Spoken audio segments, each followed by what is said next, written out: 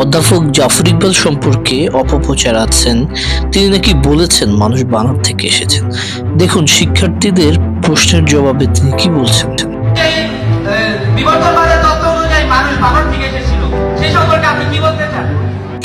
শিক্ষার্থীদের প্রশ্নের জবাবে অধ্যাপক জাফর ইকবাল বলেন, এটা খুবই ভুল ধারণা যে মানুষ বানর থেকে এসেছেন। তারপরের বক্তব্যটুকু আপনারা নিজ কানে শুন। যখন থেকে আমি ছোট ছেলে মেয়েদেরকে দেখি পালি, তখন মনে হয় ঠিকই তো বলেছে ডারউইন। কিন্তু মুখে বলে নাই যে মানুষ বানর থেকে আসছিল, বুঝেছ? এটা ভেরি ভেরি রং থিং যে ডারউইন বলেছে মানুষ বানর থেকে আসছে। ডারউইন যেটা বলেছে সেটা হচ্ছে গিয়ে বিবর্তনের থ্রু একটা প্রাণী জন্ম নিয়েছে। সেই প্রাণীর একটা ব্রাঞ্চ হয়েছে মানুষ, একটা ব্রাঞ্চ হয়েছে শিম্পাঞ্জি, একটা ব্রাঞ্চ হয়েছে ওরাংউটাং, আর একটা ব্রাঞ্চ হয়েছে গরিলা, বুঝেছো?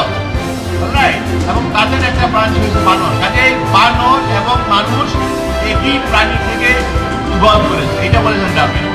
এবং একবার পৃথিবীর সমস্ত সায়েন্টিস্টরা মিলে ওনারা একটা জরিপ করলেন যে এখন পর্যন্ত পৃথিবীতে যত সায়েন্টিফিক থিওরি আছে তার ভিতরে সবচেয়ে ভালো সায়েন্টিফিক থিওরি কোনটা।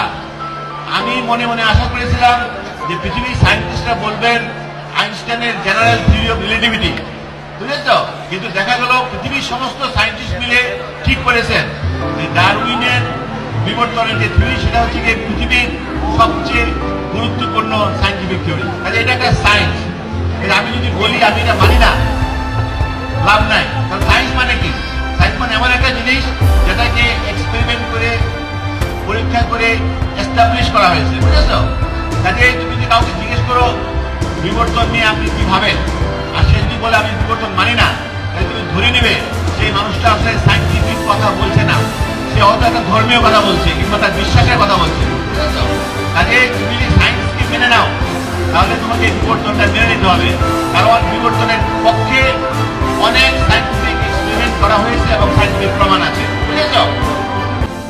ব্ল্যাক হোলের মতো জটিল বিষয়কে অধ্যাপক জাফর ইকবাল শিক্ষার্থীদের খুব সহজ সরল এবং সাবলীলভাবে বুঝিয়ে দিয়েছেন এবং শিক্ষার্থীরা আমার বিশ্বাস আশ্বস্ত হয়ে ফিরে গেছেন। একমাত্র জাফর ইকবালই পক্ষে সম্ভব এত সহজ সরলভাবে শিক্ষার্থীদেরকে গুরুগম্ভীর বিষয়টা বুঝিয়ে দিয়ে। স্যার, ব্ল্যাক হোল সম্পর্কে যদি আমাদের কিছু বলতেন। ওকে, তোমরা সবাই ব্ল্যাক হোলের নাম শুনেছো। বেসিক্যালি ব্ল্যাক হোল হচ্ছে গিয়ে অত্যন্ত অল্প জায়গার ভিতরে কনসেন্ট্রেটেড অনেক বড় ম্যাস, অনেক বড় ভর, বুঝেছ? এই সমস্ত পৃথিবীটাকে যদি আমরা টিপিয়ে ছোট একটা টেনিস বল করে ফেলতে পারতাম তাহলে সেটা ব্ল্যাক হোল হয়ে যেত, তাই না? কারণ তার ভিতরে গ্র্যাভিটেশনটা এত স্ট্রং হতো যে সেখান থেকে কিছুই বেরোতে পারতো না, লাইট পর্যন্ত বেরোতে পারতো না। কাজে বেসিক্যালি ব্ল্যাক হোলটা প্রথমে আইনস্টাইনের জেনারেল থিওরি অফ রিলেটিভিটি থেকে প্রেডিক্ট করা হয়েছিল। এটা একটা জায়গায় কোলাপস করে যায়, সিঙ্গুলারিটি শো করে যদি ম্যাস অনেক বেশি হয়। এবং পরে পৃথিবীতে বিভিন্ন জায়গায় ব্ল্যাক হোলের চিহ্ন পাওয়া গিয়েছে। আগে সবাই ভাবতো এটা শুধুমাত্র একটা থিওরিটিক্যাল ব্যাপার, কিন্তু এটা থিওরিটিক্যাল ব্যাপার না, এটা আসলে এক্সপেরিমেন্টালি অনেক জায়গায় ব্ল্যাক হোলকে পাওয়া গিয়েছে। মেইনলি গ্যালাক্সির সেন্টারে ব্ল্যাক হোলগুলো থাকে। এই অসংখ্য ব্ল্যাক হোল আছে আমাদের ইউনিভার্সে। তুমি মোটামুটি ভাবে জেনে নাও ব্ল্যাক হোল মানে হচ্ছে গিয়ে অনেক বেশি ভর যদি ছোট একটা জায়গায় কনসেন্ট্রেট করা হয় তাহলে সেটা হচ্ছে গিয়ে ব্ল্যাক হোল। অলরাইট, তুমি যদি ব্ল্যাক হোলের কাছাকাছি যাও তুমি আর ফিরত আসতে পারবে না, কারণ তুমি ব্ল্যাক হোলের ভিতরে একটা ভিতরে ঢুকে যাবে, ওখান থেকে বের হওয়ার কোনো উপায় নেই। বলো, এটা একটা থিওরিটিক্যাল কনসেপ্ট, রাইট? এখন পর্যন্ত এক্সপেরিমেন্টের প্রমাণ করে নাই, বাট থিওরিটিক্যালি এই জিনিসটা দেখা যায় ইউনিভার্স অনেকগুলি থাকা সম্ভব।